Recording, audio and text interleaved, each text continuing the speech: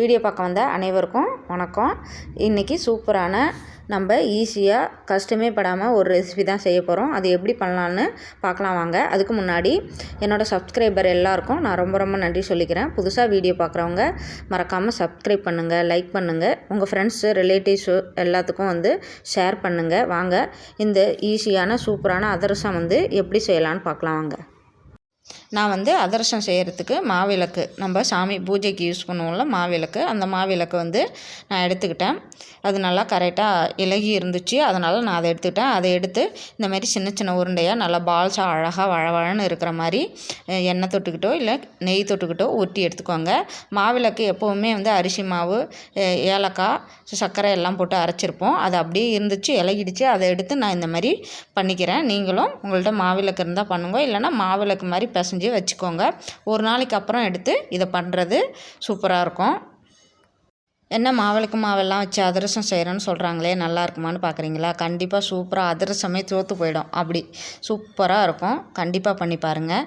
நீங்கள் பாகு காய்ச்சிட்டு ரொம்ப சிரமம்லாம் எடுக்க வேண்டியதில்லை. இந்த மெத்தடே தெரிஞ்சால் சூப்பராக அதிரசம் நம்ம செஞ்சிடலாம். இது எப்படி ஈஸியாக செய்கிறதுன்னு யோசிக்கிறீங்களா? ஒன்றுமே பிரச்சனை இல்லை. பச்சரிசி எடுத்துக்கோங்க, நல்லா கழுவிக்கோங்க, தண்ணியை சுத்தமாக வடிகட்டிடுங்க.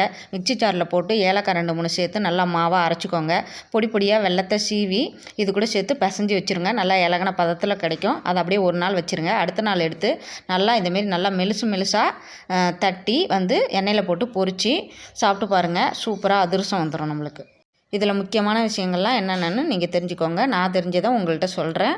கண்டிப்பாக இதை ஃபாலோ பண்ணிங்கன்னா அதிரசம் சூப்பராக வரும். மாவு எடுத்து கொஞ்சமாக உருட்டி நல்லா மெல்லுசாக அதை தட்டிக்கணும். மெல்லுசாக தட்டிக்கிட்டு தான் போடணும், அப்போ தான் பொஸ்ஸுன்னு வரும். ரொம்ப மாவு திக்காக தட்டினீங்கன்னா மாவு பொஸ்ஸுன்னு வராது, மொறுன்னு ஆகிடும். அதனால் ரொம்ப மெல்லுசாக அந்த மாவை தட்டி போட்டு பாருங்கள். பூஸ்ட்டுன்னு இந்தமாரி உப்பி வரும்.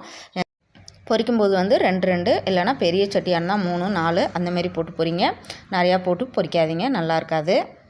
இந்த வீடியோ பார்த்த எல்லாத்துக்கும் நல்லாவே புரிஞ்சிருக்கும். நம்ம அதிரசம் மாவுக்குன்னு முறையாக ப்ரிப்பேர் பண்ணாமலே நம்ம ஒரு அதிரசத்தை தயார் பண்ணிட்டோம்.